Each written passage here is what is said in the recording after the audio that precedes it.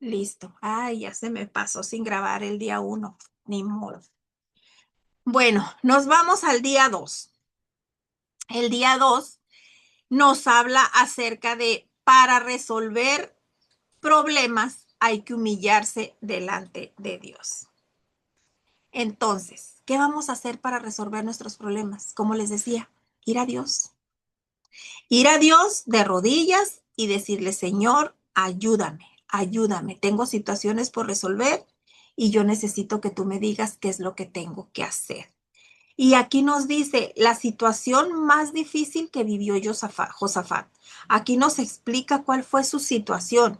Y, y dice aquí el manual, dice, ante problemas muy fuertes y situaciones muy difíciles y hasta imposibles, hay que humillarnos delante de Dios para que Él fluya en esa situación y articule las victorias. Humillarse quiere decir buscar a Dios de todo corazón, con una actitud de redención y dependencia total y con mucha fe y actitud de espera.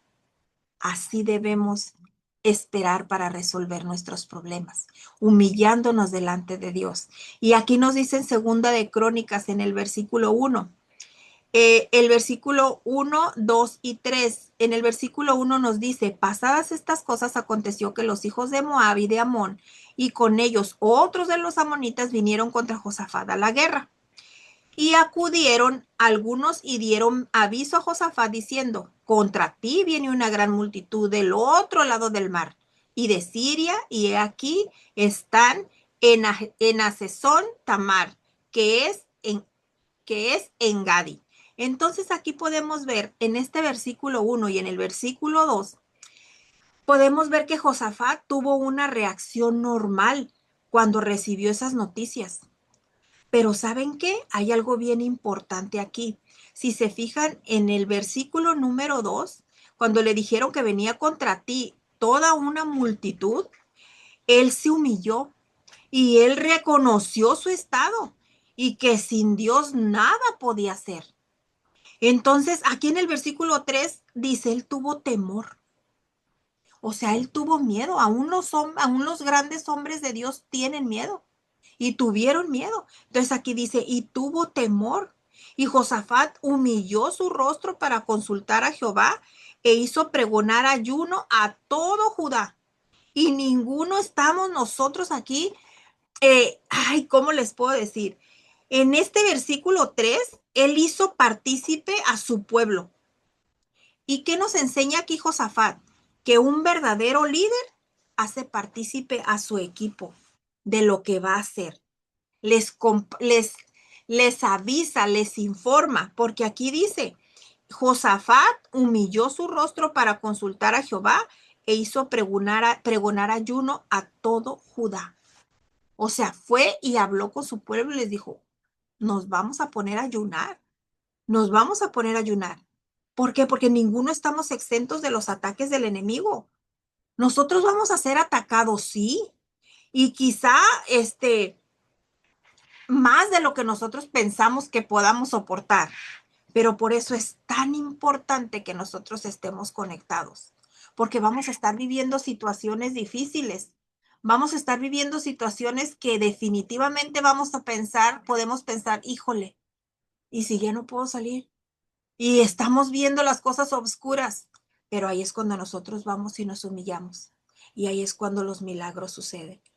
Y aquí en el versículo 12 nos dice, oh Dios nuestro, ¿no los juzgarás tú? Porque nosotros no hay fuerza contra tan grande multitud que viene contra nosotros. No sabemos qué hacer y a ti volvemos nuestros ojos. Wow. Me imagino aquí esta escena y qué rey. O sea, un rey que siendo rey puso toda su confianza en Dios. Cuando vio que la situación era desesperada y cuando no veía salida. Lo que hizo fue que se encomendó y le dijo, ¿sabes qué, señor? No sé qué hacer. ¿Qué va a pasar aquí? ¿Y qué hizo? Le encomendó el juicio a Dios. Le dijo, sin ti no puedo.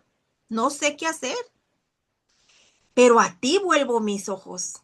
Entonces, cuando nosotros tenemos algún problema, nosotros no nos queda de otras más que volver nuestros ojos a Dios. No nos queramos sentir como que nosotros solucionamos todo, la Mujer Maravilla, el Superman. No, no somos llaneros solitarios en lo espiritual, no hay llaneros solitarios. Tenemos que estar siempre pendientes de Dios y no soltarnos de su mano para poder solucionar los problemas que vengan a nuestras vidas. Y aquí podemos ver en el versículo 15, este versículo dice, Jehová os dice así, no temáis ni os amedrentéis delante de esta multitud tan grande, porque no es vuestra guerra, sino de Dios. ¿Cuántas veces nosotros hemos querido pelear las batallas? Queremos solucionar todo en nuestras fuerzas. Y yo me imagino a Dios ahí arriba así viéndonos. A ver, mijita, a ver a qué horas me sueltas tus problemas. A ver a qué horas me entregas tus cargas. Aquí estoy, te estoy esperando. A ver cuándo te cansas de solucionar tus problemas en tus fuerzas. Y eso es algo que tenemos que recordar constantemente. Cuando nosotros llevamos la carga y el peso de una responsabilidad, debemos de decirle a Dios, ¿sabes qué, Señor? Entre los dos vamos a cargarla. Yo no puedo, te la entrego. Yo no puedo. E incluso ante los problemas de la vida, todos los problemas que van saliendo diariamente. Y con frecuencia nosotros examinarnos una y otra vez cada situación a la que nosotros no le vemos salida. Y a veces lo hacemos, incluso delante de Dios. Pero después volvemos a cargar la mochilita. Nos volvemos a poner la carga sobre nuestras espaldas. Por eso aquellas antiguas palabras dichas por Josafat deben siempre resonar en nuestra mente, en nuestros oídos. Esta guerra no es tuya, sino de Dios. Déjale la mochila, no te regreses por ella. Vamos, traemos la mochila, ¿no? Vamos, y por fin entendimos y se la vamos a dejar a Dios. Ya, Señor, te dejo la mochila. Pasan 2, 3 días. Ay, luego regresamos. Mi mochila. Y ahí vengo con mi mochila. ¿Dónde está la fe? ¿Dónde está la confianza en Dios? ¿Creíste que Dios no era capaz de solucionar tus problemas que traías en esa mochila? Entonces, ¿tú solo crees en Dios y no le crees a Dios? Es algo muy distinto.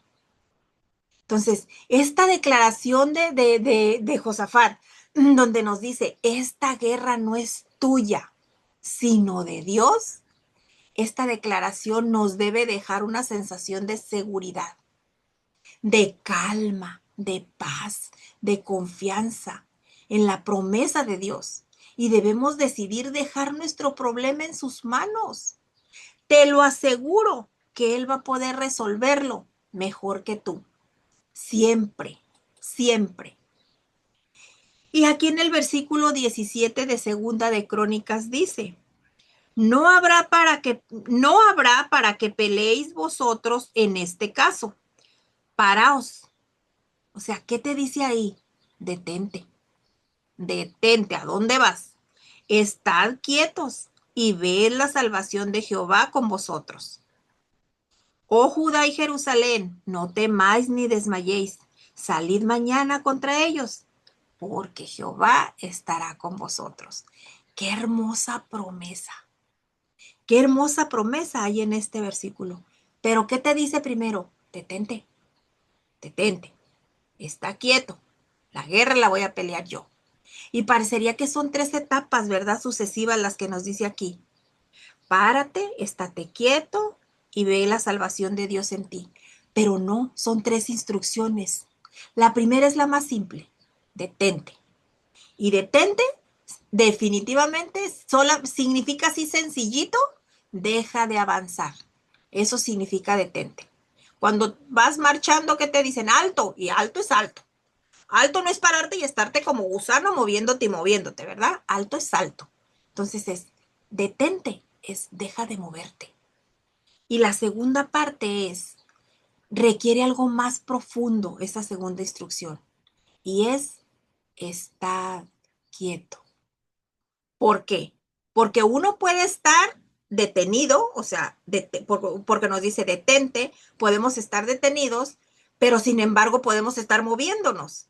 Pero nos dice detente y estate quieto. O sea, no solo te detengas, no solo pares, mantente tranquilo, estad quieto. ¿Por qué?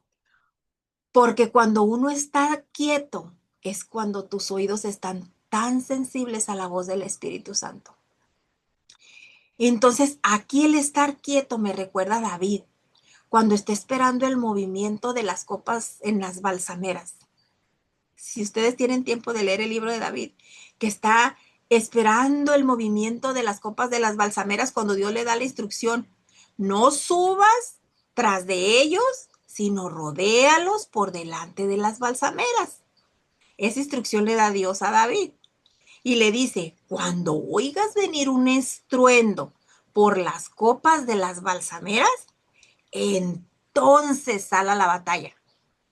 Y para hacer esto, ¿qué necesitaba David? Necesitaba una posición de estar observando, a ver por dónde iban a venir y poner mucha atención. Y su atención debería ser total. Pero ¿qué necesitaba? Detente, estate quieto para que puedas escuchar cuando venga el enemigo.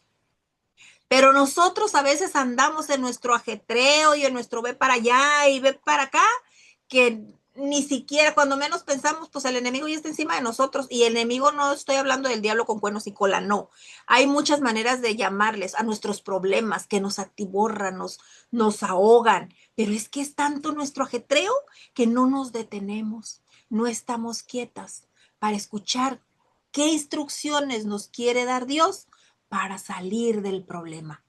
Y eso es lo que nos hace falta. Y así como David en las balsameras, así es como debemos tener nuestros oídos espirituales. Y la tercera instrucción es, dice, porque para poder ver la victoria, muchas veces es necesario tener que esperar. Un soldado cuando se va a la guerra, ¿cuánto tiempo dura? No regresa al día siguiente. Hay que esperar para que Dios les dé la batalla. Pero sabemos que el resultado final es seguro.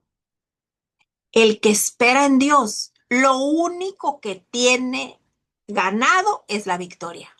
Y seguro, perdón, lo único que tiene seguro es la victoria.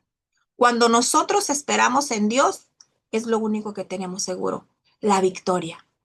Pero si no nos desesperamos, si sabemos esperar en Él, y recordemos que nuestros tiempos no son sus tiempos. Y nuestros pensamientos no son sus pensamientos. Así es de que debemos tener la seguridad de que si nosotros nos detenemos, nos mantenemos quietos y esperamos, la victoria es nuestra. Anótalo por ahí. Detente cuando tengas un problema. Mantente quieto. Espera. Escucha la voz del Espíritu Santo y espera. Y la victoria vendrá en automático. Y aquí nos vamos a ir al versículo 21, que dice, y habido consejo con el pueblo, puso a algunos que contasen y alabasen a Jehová, vestidos de ornamentos sagrados, mientras salía la gente armada, y que dijesen, glorificad a Jehová, porque su misericordia es para siempre. Esa fue la forma poco común de organizar un ejército. ¿No les parece?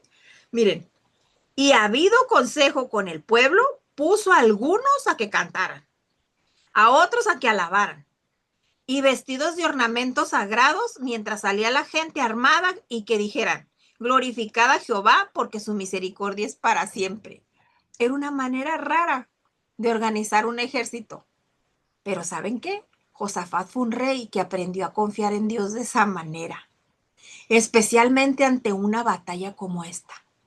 ¿Qué fue lo que organizó? A ver, ¿qué fue lo que organizó? Si los puso a cantar, los puso a que alabaran, los puso a que glorificaran a Dios. Hizo un coro Organizó a los cantores para que alabaran a Dios, enalteciendo el carácter eterno de su amor y su misericordia. Entonces la batalla no era una batalla común y corriente, era una batalla espiritual. Por esa razón los cantos, por esa razón las alabanzas, porque las armas también deberían ser espirituales. Si tú tienes una guerra espiritual, tú no te vas a enfrentar a una guerra espiritual con un arma física. Te tienes que enfrentar con unas armas espirituales. Y esa era la señal de que era una guerra de Dios y no de los hombres. Por eso cuando nosotros tenemos una lucha, por eso cuando nosotros estamos pasando por una prueba, debemos alabar en las pruebas y reconocer quién es nuestro Dios. Yo conozco personas que les dan la mala noticia de que fallecieron sus familiares y en ese momento ponen sus alabanzas y cantan, lloran, por supuesto, porque tienen su dolor, pero alaban a Dios en el dolor y alaban a Dios en la prueba. Y ahí es donde nosotros debemos confiar y entender que su majestuosidad es única y que Él es dueño de la vida y de la muerte y que a nosotros nos vaya bien o nos vaya mal, en todo tiempo lo debemos alabar. En todo tiempo, porque ¿quiénes somos nosotros para no alabarlo o solamente para alabarlo cuando nos está yendo bien? Cuando nos está yendo bien, sí lo alabo, sí danzo, estoy feliz. Y cuando me está yendo mal, pues también, porque algo nos quiere enseñar Dios. Son procesos que en cada proceso nosotros aprendemos. Y las naciones confían en sus tratados de paz. Hoy en día estamos viviendo guerras. Las naciones están confiando en sus famosos tratados de paz para evitar las guerras. Pero hay naciones que no han aprendido esto todavía. Por lo tanto, ya han tenido lugar 2 guerras mundiales. Y ha habido innumerables conflictos regionales y mundiales. Y cada vez son con más frecuencia.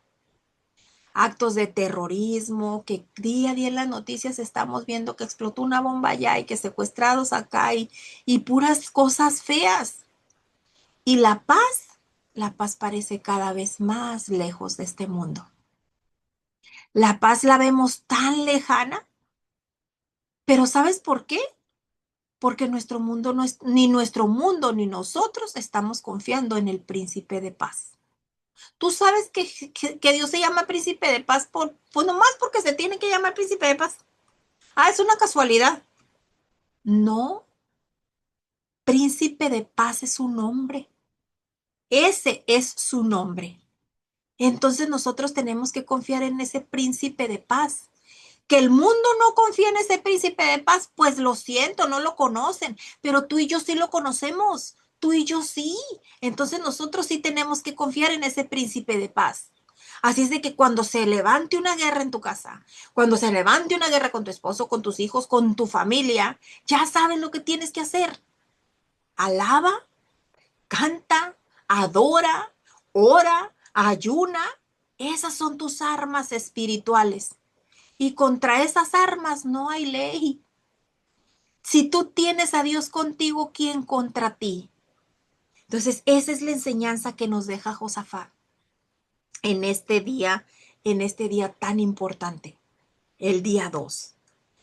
Esa es la enseñanza que nos deja. Y aquí en el versículo 22 nos dice, eh, sí, en el versículo 22 dice, y cuando comenzaron a entonar cantos de alabanza, Jehová puso contra los hijos de Amón, de Moab y del monte de Seir las emboscadas de ellos, mismos que venían contra Judá, y se mataron los unos a los otros. ¿Qué fue lo que hicieron? Estuvieron en paz, estuvieron quietos y esperaron. Así es que es muy importante mantener la adoración en medio de una guerra espiritual. Que tu oración y tu alabanza no mengue cuando estás en un proceso. Al momento de estar adorando a Dios, ¿qué fue lo que hizo aquí Josafat? Al momento de estar alabando a Dios, Dios hizo que sus enemigos se mataran entre ellos mismos. Y Josafat ni siquiera metió las manos. ¿Qué fue lo único que hizo? Adorar, alabar y esperar. Eso es lo que tenemos que hacer. Adorar, alabar y esperar. ¿Es fácil? No, pero no es imposible cuando sabemos en quién estamos creyendo y en quién estamos esperando. Y aquí en el versículo 25 dice, viniendo entonces Josafat y su pueblo a despojarlos, hallaron entre los cadáveres muchas riquezas, así vestidos como alhajas preciosas que tomaron para sí, tantos que no los podían llevar. 3 días estuvieron recogiendo el botín porque era mucho. Y aquí en lo espiritual a nosotros, ¿qué significa este botín que recibieron? ¿Cuál fue el resultado de ellos recibieron el botín, alhajas, riquezas y demás? Pero ¿cuál es el resultado cuando nosotros alabamos, cuando nosotros adoramos y cuando nosotros esperamos en Dios? Llegan las bendiciones hasta que sobreabundan y de todo tipo de bendiciones, todo tipo de bendiciones. No nada más temporales, son bendiciones definitivas, sino nada más una u otra. Son infinidad de bendiciones. Pero ¿qué tenemos que hacer? Esperar, adorar, estar quietos, alabar en la prueba. Y aquí en el versículo 27 nos dice, y todo Judá y los de Jerusalén y Josafat a la cabeza de ellos volvieron para regresar a Jerusalén gozosos, porque Jehová les había dado gozo librándolos de sus enemigos. Entonces, ¿qué pasó con ellos? Recibieron gozo, fueron liberados de sus enemigos y se fueron con su botín. Y en el versículo 29 y 30 dice, y el favor de Dios cayó sobre todos los reinos de aquella tierra, cuando oyeron que Jehová había peleado contra los enemigos de Israel. Y el reino de Josafat tuvo paz en el versículo 29 dice, y el pavor, tuvieron miedo a Dios, dice, y el pavor de Dios cayó sobre todos los reinos de aquella tierra cuando oyeron que Jehová había peleado contra los amigos de Israel. O sea, que han de haber dicho, no, mejor no nos metemos ahí, porque tienen un Dios poderoso que acaba con todos. Y dice el versículo 30, y el reino de Josafat tuvo paz, porque su Dios le dio paz por todas partes. Ese es el príncipe de paz en el que nosotros creemos. Dios le dio paz. Y aquí su tarea de este día 2 va a ser, ¿cuáles son los mayores problemas y dificultades que tú estás enfrentando? Ahí los vas a escribir. Y te vas a tomar un tiempo para humillarte ante Dios y entregar y rendir todo en sus manos. Mira, Dios quiere que cada uno de nosotros le permitamos pelear la batalla por nosotros. Pero para eso nosotros necesitamos fe. Necesitamos fe para poder creer todo lo que Dios puede hacer, todo lo que Dios hace, hizo y está dispuesto a hacer por nosotros en nuestra vida. Pero una fe, no decir, yo tengo fe. No, una fe inamovible, que nada ni nadie pueda derrotarnos en las batallas que enfrentamos día tras día. Que si estamos parados sobre la roca, si nosotros mantenemos nuestra paz, nos mantenemos quietos y nos detenemos y sabemos esperar, Él pelea la batalla y la victoria definitivamente va a ser nuestra. Pero tenemos que aprender a esperar. Y ahora nos vamos a ir al día número 3. Y en este día 3 nos habla acerca de varios modelos de oración, de humillación del profeta Daniel. Y aquí en el versículo 3, dice Daniel capítulo 9, del versículo 3 al 19, en el versículo 3 dice, y volví mi rostro a Dios el Señor, buscándole en oración y ruego, en ayuno, cilicio y ceniza. ¿Qué hizo en primer lugar aquí Daniel? Seguimos hablando de la humillación. ¿Qué hizo aquí Daniel? En primer lugar, Daniel tenía una planificación decidida. Su oración no era desordenada. Él oraba ordenadamente. Y en Mateo 6:7 nos dice, no uses vanas repeticiones al orar. Esa no es la manera correcta de dirigirnos a Dios. La oración de Daniel fue dolorosa. Aquí dice, se vistió de luto, se sentó sobre cenizas. No era cualquier tipo de oración, pero fue ordenada, fíjate. En ayuno, primero ayunó, silicio y ceniza. Fue en orden. En primer lugar, él tenía su oración ordenada. En segundo, su oración era dolorosa. Era un gemir, era un clamor. Y en tercer lugar, Dios se dirigió a Dios de una manera clara, franca, sencilla y expresó su confesión con sinceridad. Nosotros tenemos que confesar nuestro pecado desde acá, desde dentro.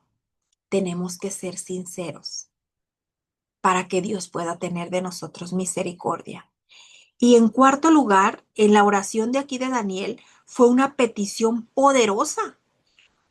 ¿Por qué? Porque si pedimos de acuerdo a la voluntad de Dios, Él nos va a oír. Nosotros desafortunadamente, a veces nosotros decimos, ay Señor, vamos y oramos, vamos a nuestro lugar secreto y oramos y decimos, Señor, quiero que hagas esto, necesito que hagas esto. A ver, ¿le estás dando tus instrucciones a Dios para que haga lo que tú quieres que haga? ¿O tú vas a ir a tu lugar secreto a decirle, Señor, tú sabes lo que yo necesito, pero que se haga tu voluntad y no la mía? Esa es una manera muy diferente. Tenemos que orar de una manera poderosa, así como lo hizo Daniel. Que sea su voluntad y no la nuestra, en lo que nosotros le pidamos. Y hay otra, el quinto lugar como hizo esta oración fue privada, fue personal y es necesario la intimidad con Dios. Es necesario, dice, y volví mi rostro a Dios el Señor, buscándole.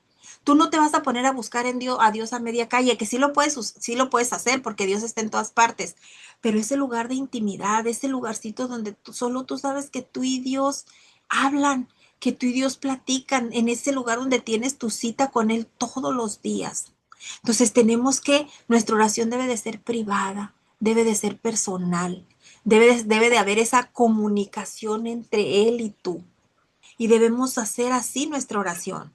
Y el sexto lugar, su oración fue una oración que penetró hasta el trono de Dios. Su oración fue escuchada. Dios lo escuchó. Entonces, así es como debemos orar, de esa forma. Y aquí el versículo 4 nos dice, y oré a Jehová mi Dios e hice confesión diciendo, ahora Señor Dios grande, digno de ser temido, que guardas el pacto y la misericordia con los que te aman y guardas tus mandamientos. ¿Qué tenemos que hacer?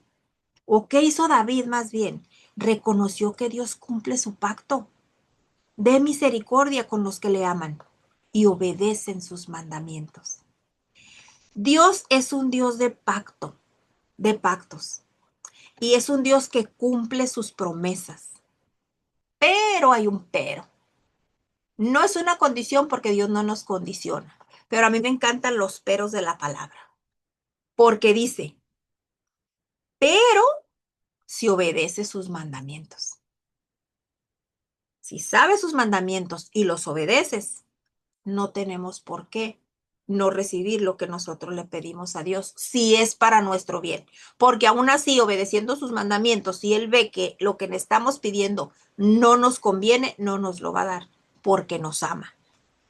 Entonces, ¿por qué? Porque es su misericordia la que nos abraza, porque fue por su misericordia que tú y yo estamos aquí, porque si no, no estuviésemos aquí. Es por su misericordia. Entonces tenemos que aprender a pedir de acuerdo a su voluntad y que nos dé si es que nos conviene por su misericordia. Y aquí está el versículo 5 y 6 que dice, hemos pecado, hemos cometido iniquidad, hemos sido rebeldes y no hemos obedecido a tus siervos los profetas. Y dijo, hemos pecado. Fue muy específico, lo reconoció, fue muy específico en su confesión. llamando a los pecados por su nombre, porque los escribió. Dijo, he pecado de iniquidad, de rebeldía, y he obedecido y no he obedecido a tus siervos los profetas. Les puso nombre al pecado. Entonces, no basta con decir, ay, Señor, pequé. Ajá, pero ¿de qué? A ver, dime, ¿cuál fue tu pecado? Debemos hacer lo que Él hizo. Debemos ponerle nombre a los pecados. ¿Sabes qué, Señor? Pequé, mentí, robé, no sé, hice algo. O sea, pero ponerle nombre a los pecados. Hable mal de mi hermano. Hay que ponerle nombre. Los pecados deben de tener nombre. Porque así se tienen que confesar. Y el versículo 7 dice, y todo Israel, los de cerca y los de, perdón, dice, tuya, Señor, la justicia y nuestra la confusión de rostro, como en el día de hoy lleva todo hombre de Judá, los moradores de Jerusalén y todo Israel, los de cerca y los de lejos, en todas las tierras a donde los has escuchado a causa de su rebelión, con que se rebelaron contra ti. Fíjense, no estaban juntos. Aquí nos enseña este versículo que estaban esparcidos. Estaban esparcidos. Unos estaban eh, en Jerusalén, otros en Israel. Dice los de cerca y los de lejos, y en todas las tierras. O sea, no estaban juntitos, estaban separados, estaban esparcidos. Pero ¿saben qué? Estaban esparcidos, pero no estaban perdidos. No estaban perdidos. Y Dios los alcanza y Dios los salva. Y entonces nosotros puede ser que no estemos juntos, estamos esparcidos. A veces nosotros llegamos a los pies de Cristo y luego desafortunadamente queremos regresar al mundial y nos vamos y no es, pero no estamos lejos. Estamos, sí, estamos esparcidos porque regresamos atrás, pero no estamos perdidos. Porque Dios en su infinita misericordia, si un momento va y te va a traer con lazos de amor. Entonces, así es, así somos tú y yo. Si algún momento, por alguna cosas que hayas vivido o algo, te has alejado, recuerda que puedes estar esparcido, pero no estás perdida. No estás perdida porque Dios donde quiera que estés, ahí está contigo. Mi hija se alejó estando bien con Dios, muy bien con Dios, y de repente vino el enemigo y la alejó. Pasó su proceso y regresó. A mi esposo Dios lo rescató del alcoholismo. Quiso volver atrás, volvió el Señor, pasó su proceso y lo volvió a traer. Mi hijo estuvo en las drogas. Dios lo alcanzó, pasó su proceso y lo volvió a traer. Entonces, no están solo esparcidos, pero no están perdidos, porque Dios en su infinita misericordia nos va a traer de donde estemos, de donde estemos. Así es de que si nos hemos alejado, más vale que nos regresemos nosotros solitos. No esperemos a pasar por el proceso para que Dios te diga, hey, mi ovejita, tú eres mía, vente para acá. Porque acuérdate que Él va a dejar a las 99 para ir por ti, porque jamás va a permitir que te pierdas. Nunca lo va a hacer. Y aquí vamos a ver lo que nos dice el versículo 8. El versículo 8 dice, oh Jehová, nuestra es la confusión de rostro de nuestros reyes, de nuestros príncipes, de nuestros padres, porque contra ti pecamos. De Jehová nuestro Dios es el tener misericordia y perdonar. Entonces, es bien importante entender que de Dios va a ser la misericordia. Y bien importante saber que muchas personas, ¿cómo les podría decir? Muchas personas dicen, es que solamente si te portas bien, Dios te va a perdonar. Y solamente si haces las cosas bien, Dios va a tener de ti misericordia. Mira, Dios dio la vida por los pecadores. Y somos humanos y vamos a cometer errores. Y aún así, Dios va a tener de nosotros misericordia. Pero eso no quiere decir y no tenemos permiso de estar cometiendo los mismos errores todos los días. porque Dios no es burla de nadie. Pero tenemos que entender que Dios nos ama tanto que sí tiene misericordia. Entonces, aquí en el versículo 8 que nos dice, oh Jesús, nuestra es la confusión de rostro.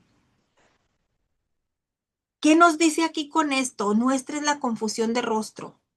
Que si usted se dirige a Dios presentando excusas por tu pecado, si tú le dices, tú sabes, Señor, que yo soy débil y tú sabes que yo me encontraba en tal o cual situación, y es como si tú estuvieras echando la culpa del pecado a Dios. Tú le estás diciendo indirectamente que Él ha cometido un error, porque Él tenía que haber considerado todos los detalles y tomar en cuenta todo lo que estabas viviendo. Y no es así. Es como si tú pensaras que Dios ha sido demasiado duro contigo y la verdad es que tú ya estás recibiendo exactamente, tú y yo estamos recibiendo lo que merecemos, porque estamos viviendo las consecuencias de nuestros actos. Así es de que dejemos de culpar a Dios, dejemos de culparlo de verdad. Aquí nos dice, de Jehová nuestro Dios es tener misericordia y perdonar. No obedecimos a la voz de Jehová nuestro Dios por andar en sus leyes, para andar en sus leyes que Él puso delante de nosotros. Y todo Israel traspasó tu ley y apartándose para no obedecer tu voz. Y Él ha cumplido la palabra que habló contra nosotros y contra nuestros jefes que nos gobernaron. Conforme está escrito en la ley de Moisés, todo este mal vino sobre nosotros y no hemos implorado el favor de Jehová nuestro Dios para convertirnos de nuestras maldades y entender su verdad. Por tanto, Jehová veló sobre el mal y lo trajo sobre nosotros, porque justo es Jehová nuestro Dios en todas sus obras que ha hecho, porque no obedecimos su voz. Y dice, ahora pues, Señor Dios nuestro, que sacaste tu pueblo de la tierra de Egipto con mano poderosa y te hiciste renombre, cual lo tienes hoy. Hemos pecado, hemos hecho impíamente. Oh Señor, conforme a todos tus actos de justicia, apártase ahora tu ira y tu favor de sobre tu ciudad Jerusalén.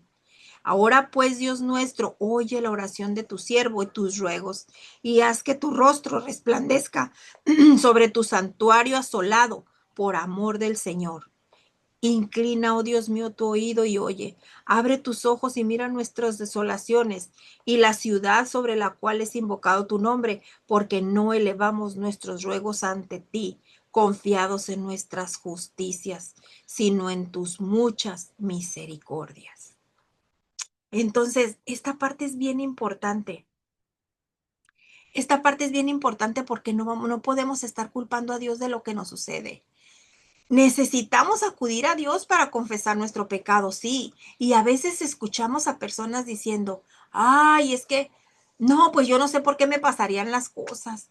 Yo no sé por qué está pasándome todo esto. La verdad, yo me porto bien y de todas maneras me están pasando tantas cosas. ¿Y por qué a la fulanita que se porta bien, mal, le va bien? ¿Y por qué a mí que me porto mal, que me porto bien, me va mal? No, así no es.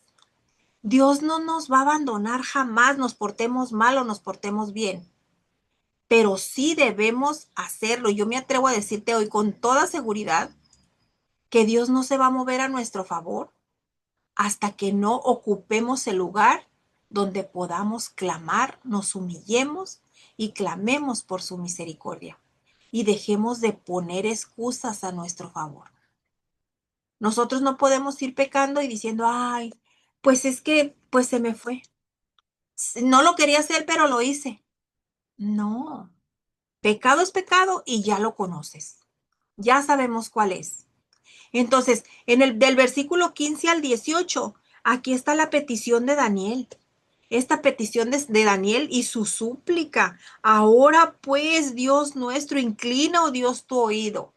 Él recordó cómo Dios había conducido a Israel afuera de Egipto y Dios lo hizo a causa de su justicia, no a causa de la de ellos. El único factor que ahora sí que fue a favor que apeló ahora sí que a Dios por parte de ellos fue su sufrimiento. Dios tuvo misericordia. Dios vio su miseria y recordó que Él tenía misericordia para con ellos, porque Jesucristo ha pagado completamente el castigo por nuestros pecados. todo está hecho ya en la cruz. Consumado es. Él ya lo hizo.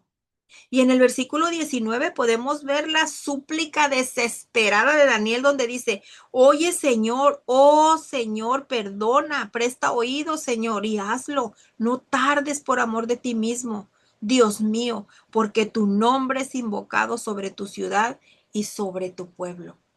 Entonces, esta es la súplica que tenía aquí Daniel. Esta fue la súplica desesperada. Le pidió a Dios que escuchara y que respondiera por ser quien era y por lo que había prometido. Y en Israel no quedaba nada bueno. Todo lo que había en Israel era malo. Daniel no suplicó por ser Daniel, claro que no. Más bien él se unió a sí mismo con el pueblo y dijo, él no dijo, yo pequé, no, él dijo, hemos pecado. Se incluyó a sí mismo, porque el nombre de Dios estaba en juego. Y Daniel estaba profundamente preocupado acerca del nombre de Dios y la gloria de Dios. Y esto fue lo que le hizo suplicar y pedir que el nombre de Dios estaba en juego. Entonces, yo te, yo te digo esta tarde que si tú te consideras una persona cristiana, recuerda que el nombre de Dios está en juego. Y antes de hacer cualquier cosa, recuerda que eres un embajador de Jesús aquí en la tierra. Eres una embajadora de Jesús aquí en la tierra. Y qué triste es cuando traes tu carro con el pececito atrás. Y te vas y vas peleando con el de enfrente, con el de al lado, y ya se metió y el pececito ahí atrás. El nombre de Jesús está en juego. Mejor quítale el pececito. Si no vas a honrar el nombre de Jesús, mejor quítale el pececito a tu carro. Mejor quítaselo. Porque qué vergüenza.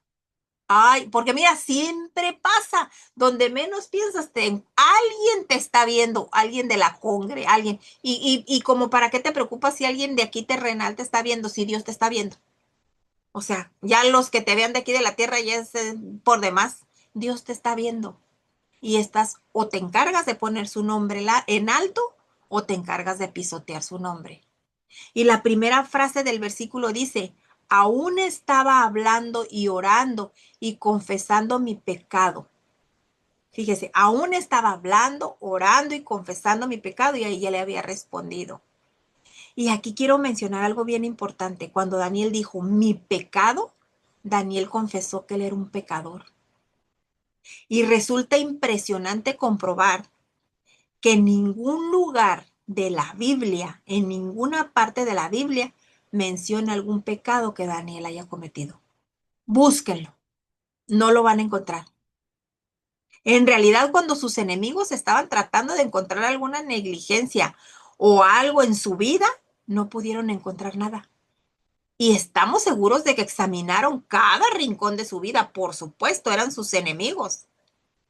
Ahora, si tú te estás preguntando, pues qué pecado cometió, porque verdad, cuando les dije que la Biblia no decía, pues somos bien buenos para decir, entonces, ¿qué pecado cometió si la Biblia no dice? Entonces, puedes preguntarte, ¿y qué pecado cometió? Pues fíjese que le voy a decir algo.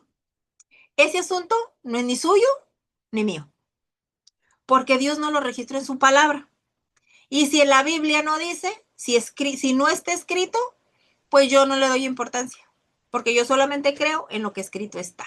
Y si ahí no dice que Daniel cometió ningún pecado, pues yo creo en lo que está escrito y no me voy a poder investigar. Así es de que deje de darle vuelta a la cabeza qué pecado cometió, porque no dice la Biblia y pues no lo vamos a saber, ¿verdad? Entonces aquí en el capítulo 21 y 23 nos dice, aún estaba hablando en oración cuando el varón Gabriel, a quien había visto en la visión al principio, volando con presteza, vino a mí como a la hora del sacrificio de la tarde. Y me hizo entender y habló conmigo diciendo, Daniel, ahora he salido para darte sabiduría y entendimiento. Al principio de tus ruegos fue dada la orden, y yo he venido para enseñártela, porque tú eres muy amado. Entiende, pues, la orden y entiende la visión. ¡Wow! Dice, al principio de tus ruegos fue dada la orden. Aquí queremos destacar que Daniel recibió una respuesta inmediata a su oración, porque dice, al principio. Y recordemos lo que Dios nos dice y nos ha prometido en Isaías. En Isaías 65:24 dice, antes que clamen, yo responderé. Mientras aún estén hablando, yo habré oído. Y Daniel era muy amado. Daniel era muy amado en el cielo. Y esto es maravilloso porque todo creyente en Cristo Jesús es visto por Dios de acuerdo a lo que dice la palabra en Efesios 1, en Efesios del 1 al 6. Dice, somos de acuerdo, no, somos aceptos en el amado. Es decir, que Cristo de esa manera ama al creyente, de esa manera nos ama. Y de esa manera somos amados en el cielo, porque si tú te encuentras en Cristo, unida a Cristo, eso somos tú y yo. Somos aceptos en el amado. Entonces, qué bonita enseñanza nos deja aquí Daniel. Y la tarea del día 3 es que tú tienes que escribir. Bueno, aquí dice 3 cosas que Daniel hizo correctamente al orar. Ante el problema que hizo, volvió su rostro a Dios en humillación. Hizo confesión, reconoció, no puede haber confesión sin reconocer las faltas. Y asumió en su confesión los pecados de todos, no nada más los suyos, los de ayer y los de hoy. Entonces aquí dice, note que Daniel se humilló y no solo pidió perdón por sus propios pecados, sino que también pidió perdón por otros. Confesó pecados de sus padres, de los gobernantes y de su pueblo. Entonces aquí dice, ¿qué sucedió producto de la oración de humillación de Daniel? Se va a ir de tarea a leer los versículos 21 al 23 y va a contestar. Y va a contestar y en su tiempo de oración, aquí va a tomar tiempo para orar el pasaje y para aplicarlo de acuerdo a tu situación. Recuerden que cada día tiene su propia tarea. Y bueno, ya nos vamos rápidamente al día 4. Y en el día 4 vamos a ver el modelo de oración de humillación del profeta Esdras. ¡Wow! Esta parte también a mí me impactó.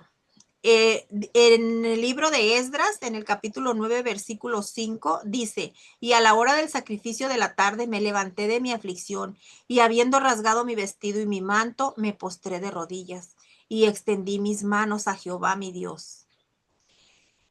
Extender las manos a Jehová tu Dios es algo maravilloso.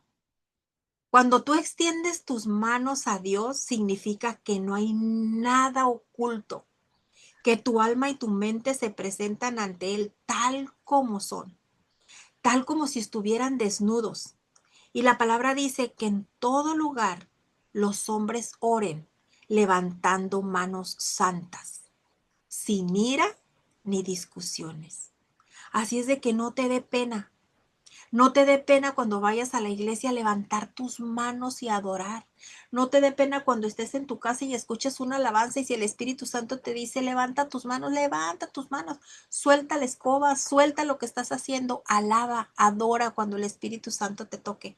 Alaba a Dios, levanta tus manos, porque el levantar tus manos es un símbolo de humillación, es un símbolo de decirle, aquí estoy tal cual, sin nada oculto para ti. Y eso es lo que debemos hacer. Eso fue lo que hizo Esdras. Levantar sus manos. Y eso es lo que debemos hacer nosotros. Orar y levantar nuestras manos santas. Sin ira ni discusiones.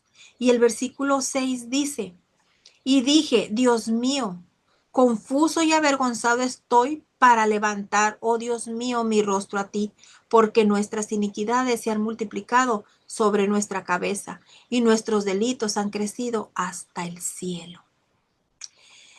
Esdras no dijo que las iniquidades de ellos se habían multiplicado sobre sus cabezas y la culpa de ellos había crecido hasta el cielo.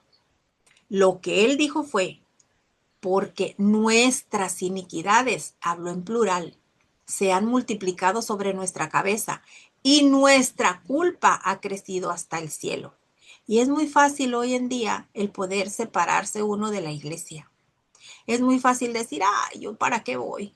Y separarte alegando que algunos ministerios están mal, el hermano está mal, pero es que yo no sé por qué él está, fulanito está de líder en ese ministerio, si él no, y si te contara todo lo que hace, y yo no sé por qué le dieron ese ministerio a él y por qué no me lo dieron a mí, y yo no sé por qué la líder de damas es ella, pues si no tiene la capacidad para hacerlo, o sea, pero quiero que sepas algo. Ese no es el pecado de ellos, sino tuyo. Nosotros necesitamos identificarnos con eso el día de hoy. Debemos entender que aquí hay algo bien importante. Te pregunto, ¿tú crees que se encuentra una parte de la iglesia de hoy haciendo las cosas incorrectas? Si es así, entonces nosotros también estamos haciendo las cosas incorrectas, porque no olvides que nosotros somos la iglesia. Esdras no culpó a nadie. Esdras se incluyó y dijo, nosotros. Entonces, ¿por qué señalas? ¿Por qué juzgas? ¿Por qué criticas? Si tú ves que el hermano está haciendo algo mal, ¿por qué no vas y le dices, hermano, le ayudo?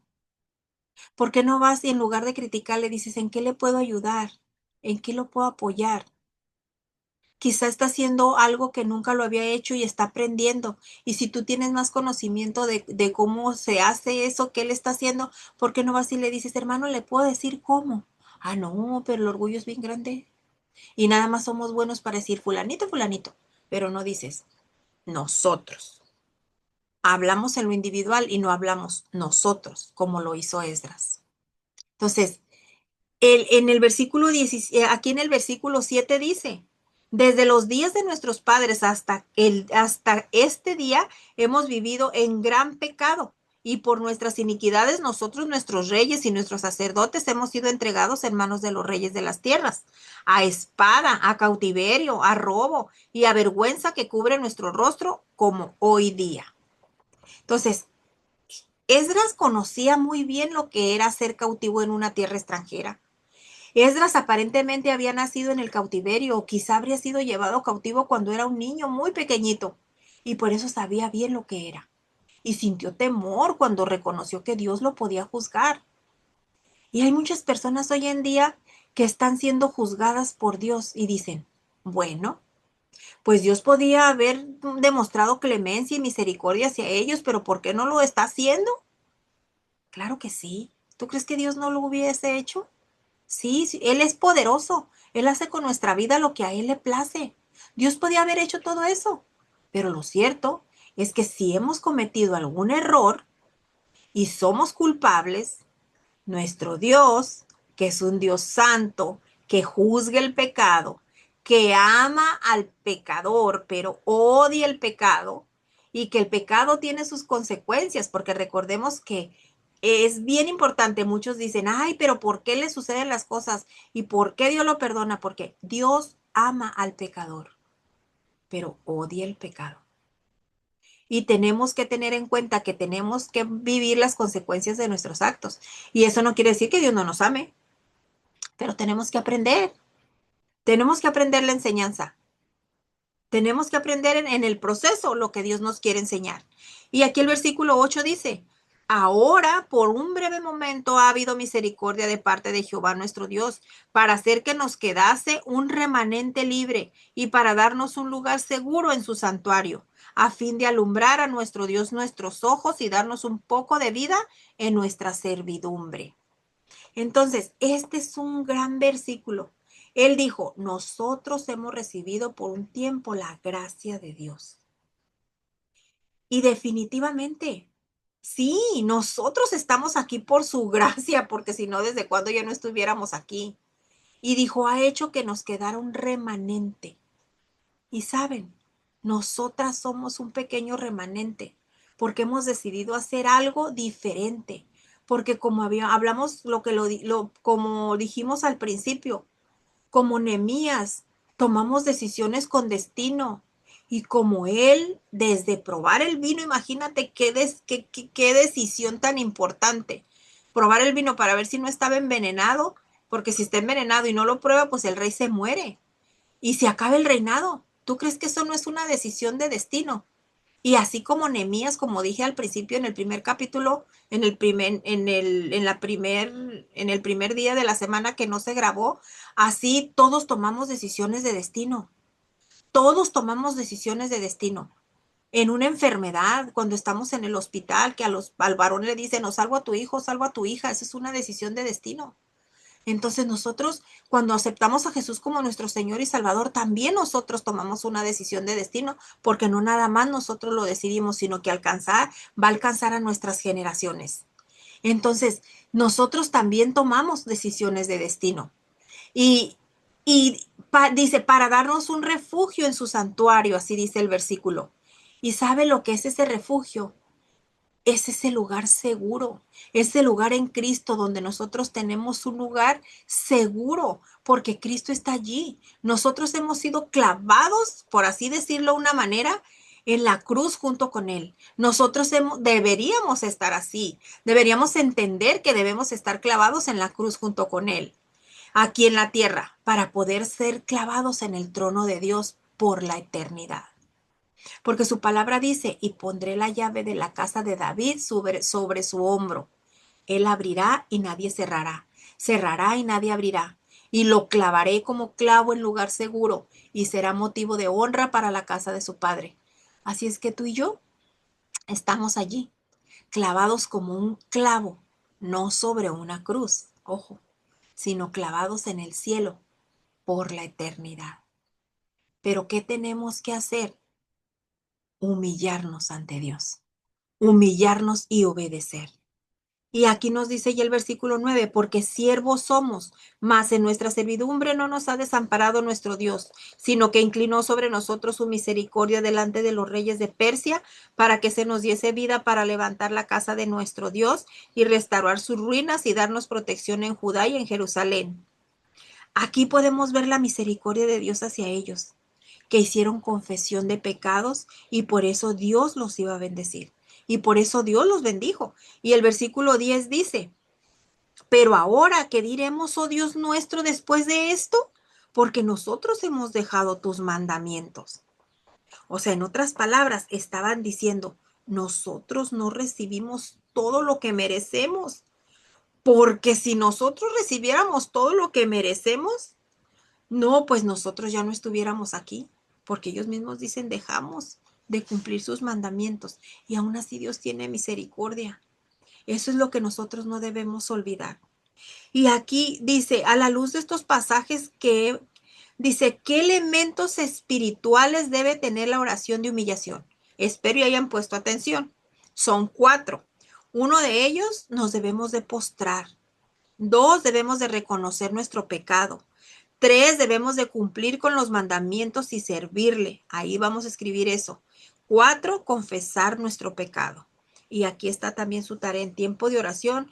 Tienes que escribir los cuatro elementos espirituales y orar y hacer el compromiso de Dios contigo. Ese compromiso, perdón, contigo que tú vas a hacer entre Dios y tú para entender que nosotros estamos aquí nada más de pasada y que nosotros debemos comprender que el modelo de oración que nos está dejando aquí Esdras es de humillación, es de, sí Señor, lo que tú quieras, es de humillarte y dejar que Él haga su voluntad. Y nos vamos ya por último al día 5.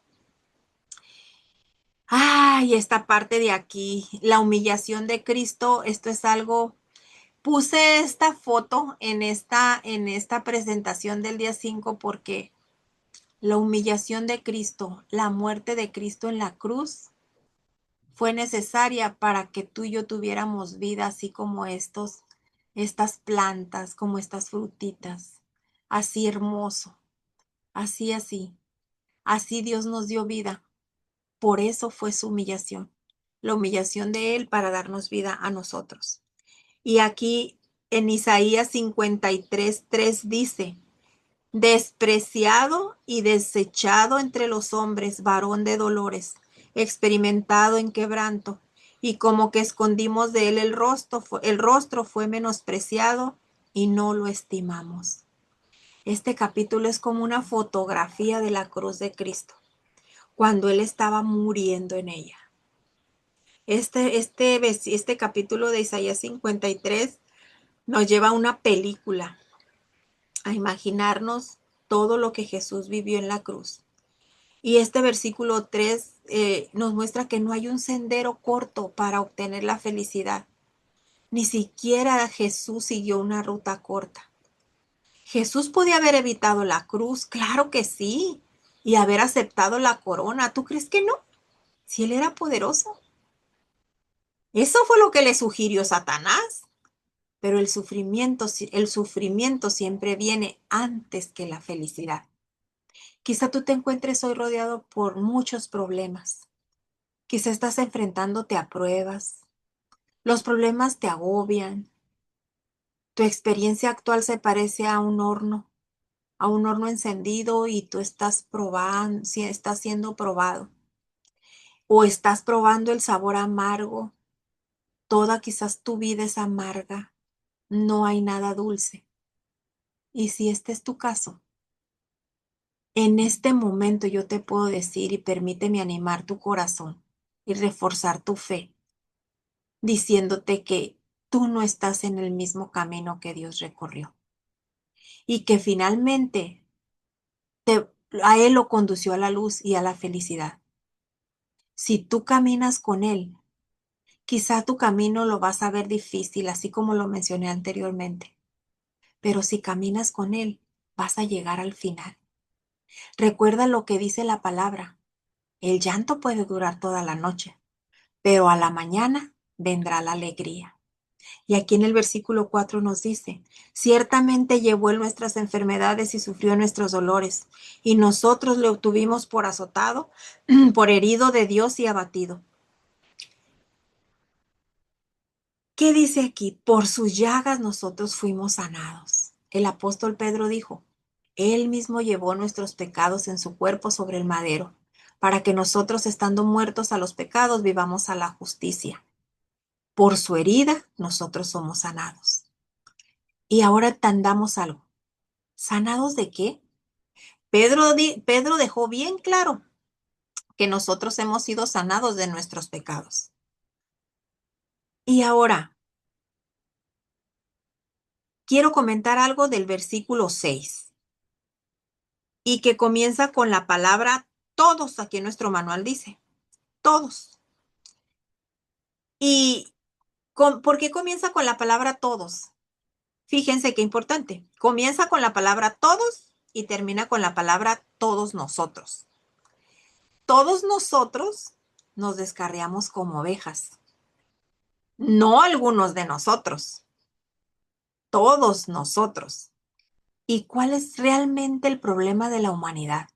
¿Cuál es el problema tuyo y mío? Aquí está bien claro. Que cada quien se apartó por su camino. Ese es nuestro problema. El hombre se ha ido por su propio camino, descuidando el camino de Dios. Y la palabra nos dice, hay camino que el hombre le parece derecho, pero es camino que lleva a la muerte. Y también se nos dice su palabra, reconócelo en todos tus caminos y él hará derechas tus veredas. Aunque el Señor Jesucristo dijo, yo soy el camino, la verdad y la vida. Nadie viene al Padre sino por mí. Nos hemos desviado cada uno por nuestro propio camino. Y la última frase del versículo 6 dice, mas el Señor cargó en él el pecado de todos nosotros. Y el profeta Isaías está aclarando que cuando Cristo murió en la cruz, estaba simplemente ocupando tu lugar y el mío. Él no estaba ahí porque él quería estar ahí. Él estaba siendo obediente a su Padre y estaba ocupando tu lugar y el mío. Él no había cometido ninguna falta. Él era santo, inocente, puro y sin mancha, y separado de los pecadores. Él fue el sustituto que el amor de Dios proveyó para la salvación tuya y mía. Y vemos lo que dice el versículo 7. Dice, angustiado él y afligido, no abrió su boca, como cordero fue llevado al matadero, y como oveja delante de sus trasquiladores enmudeció y no abrió su boca. Y el 8 dice, por cárcel y por juicio fue quitado, y su generación, ¿quién la contará? Porque fue cortado de la tierra de los vivientes, y por la rebelión de mi pueblo fue herido. Y se dispuso con los impíos, su sepultura más con los ricos fue en su muerte, aunque nunca hizo maldad ni hubo engaño en su boca. Con todo eso Jehová quiso quebrantarlo, sujetándole a padecimiento, cuando haya puesto su vida en expiación por el pecado. Verá linaje, vivirá por largos días, y la voluntad de Jehová será en su mano prosperada. Wow. Dice, verá el fruto de la aflicción de su alma y quedará satisfecho. Por su conocimiento justificará mi siervo justo a muchos y llevará las iniquidades de ellos. Nosotros tenemos un Salvador viviente y que se alegra porque su sufrimiento le llevó a quedar satisfecho. Él en la cruz dijo, consumado es, cuando cumplió con lo que su Padre le encomendó. Él tomó nuestro infierno para que nosotros podamos tener su cielo. Él está feliz porque a través de los siglos, multitudes, sí, millones han venido a Él y han encontrado una dulce liberación de la culpa, el perdón de sus malos actos y sanidad del pecado.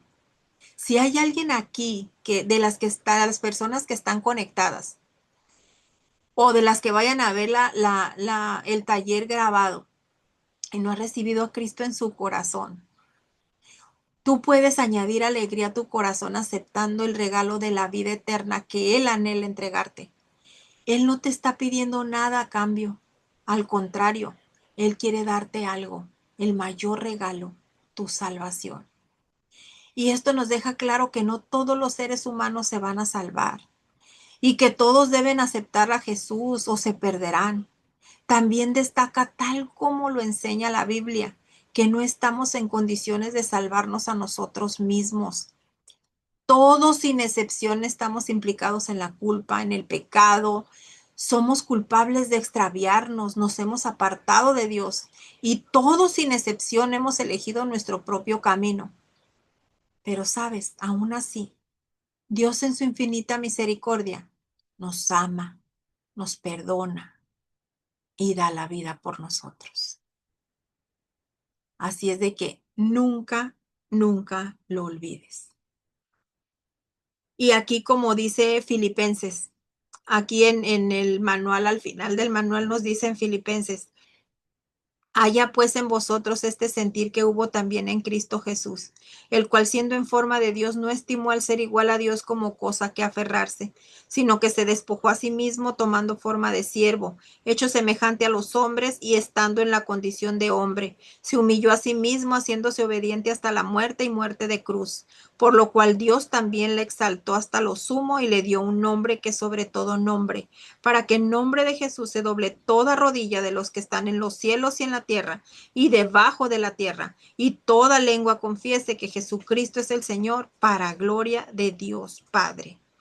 Entonces, aquí hay tres cosas que necesitamos aprender de Cristo: que Él se despojó de todo, que Él se humilló y Él obedeció.